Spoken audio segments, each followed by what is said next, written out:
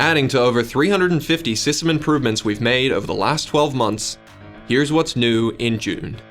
Learners are now able to record time and evidence against specific activities when creating a work-based learning logbook entry. This enables learners to capture better information about their experience and provide more insight for trainers and admins. You can also customize the information displayed to learners to give a more tailored on-the-job training experience. Check the description to find out how you can get started with work-based learning. Give your students more ways to learn. Fill-in-the-blank assessment questions now have a Dropdown Select mode. This will give learners a list of selectable options to use as their answer instead of being a free text entry.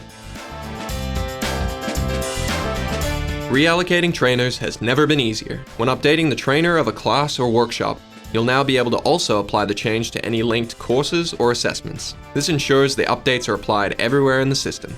Check the description for more information on these changes and more than 35 other improvements we've made this month.